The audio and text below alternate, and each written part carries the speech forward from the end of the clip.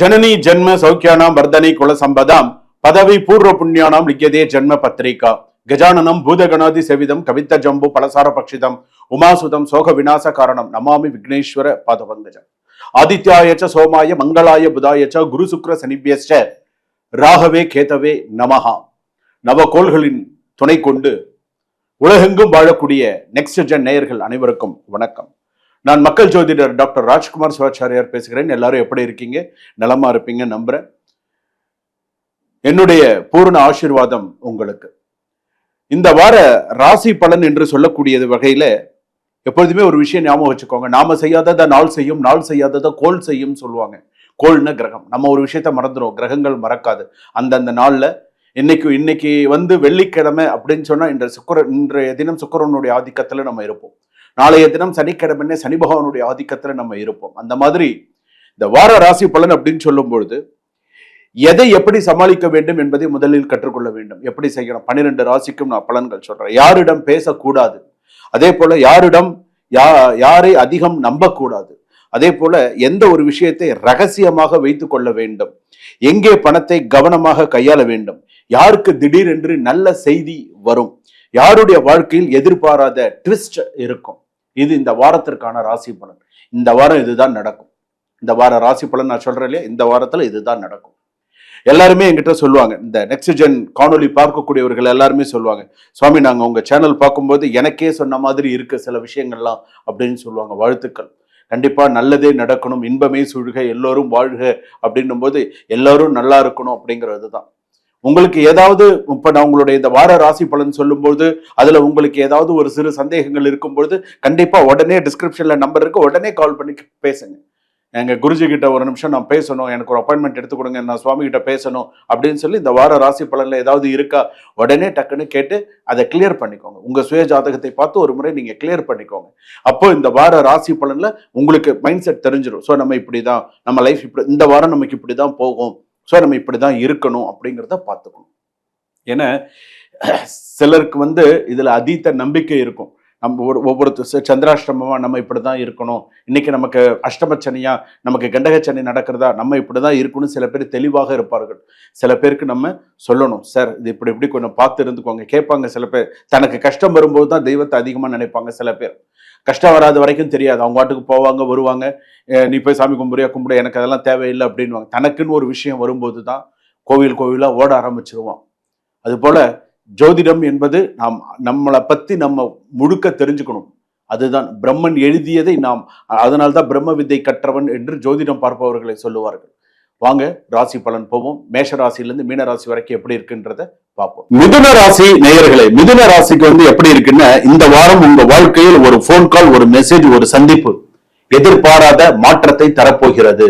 So ஞாபகம் வச்சுக்கோங்க, இது கண்டிப்பா உண்டு. இந்த வாரம் சாதாரண வாரம் அல்ல. ஒவ்வொரு நாளும் எபிசோடு என்னவாக இருக்கும் என்று கணிக்க முடியாத அளவுக்கு உங்கள் சம்பவம் நகரப்போகிறது அப்படிங்கிறது தெளிவாக தெரிஞ்சு போச்சு.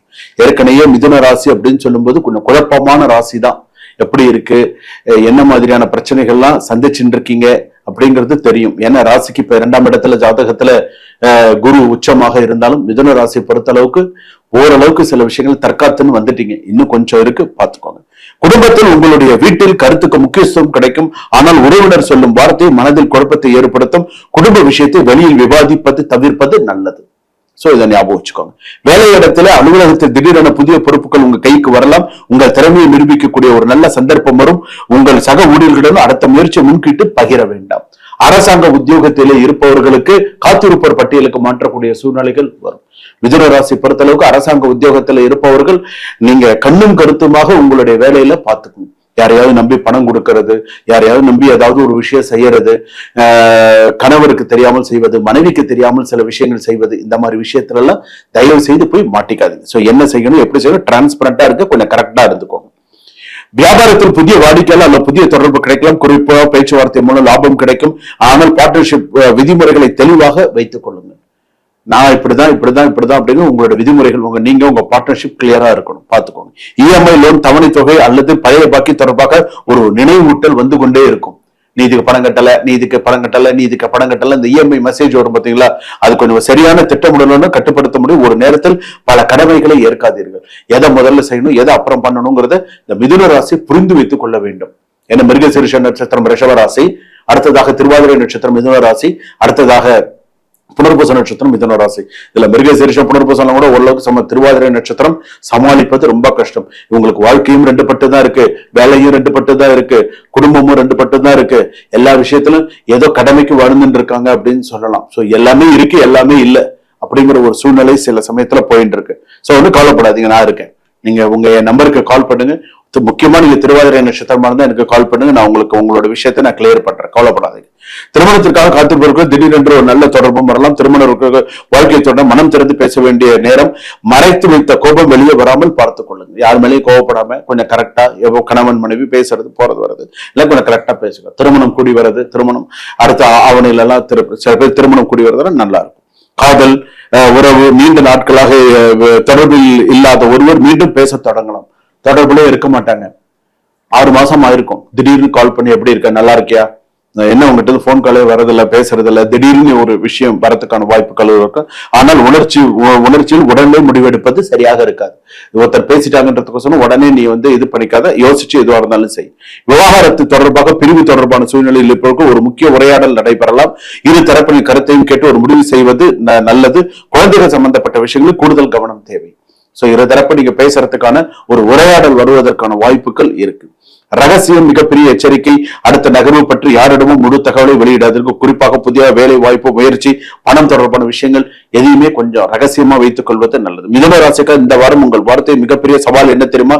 குழப்பத்தில் சரியான முடிவை தேர்ந்தெடுப்பது. இதுதான் மிக முக்கியமானது. ஒரே நேரத்தில் 2 வாய்ப்புகள் வரலாம், 2 விதமான ஆலோசனைகள் கிடைக்கலாம், 2 பாதைகளுக்கு முன்னால் நிற்கலாம். எல்லாம் 2 நிக்கும். சோ எதை செய்யறதுன்னு தெரியாது. 2 வாய்ப்புகள் வரும், 2 ஆலோசனை கிடைக்கும், 2 சஜஷன் சொல்லுவாங்க. உங்களுக்கு 2 பாதைகள் தெரியும். சோ இப்படியா இப்படியா, இப்படி போறியா இப்படி போறியா பாத்துக்கும். அது உங்க கையில தான் இருக்கு. வெளிநாட்டு தொடர்பான சில நல்ல செய்திகள் வருவதற்கான வாய்ப்புகள் இருக்கு. ஆனால் நீங்கள் எடுக்கும் முடிவு சில மாதங்களில் உங்கள் வாழ்க்கை பாதையை நன்றாக மாற்றுவதற்கான சூழ்நிலைகள் வரும். மிதுன ராசி பாத்தீங்கன்னா அன்எக்ஸ்பெக்டடான ஒரு மெசேஜ் பாத்தீங்க அப்படின்னா ஒரு விஷயம் வரும். 2வது ஒரு மர்மமான சந்திப்பு யாருடன் அப்படிங்கிற ஒரு விஷயம் இருக்கு. கேர்ஃபுல்லா இருங்க மிதுன ராசி. சரிங்களா? சுபம்.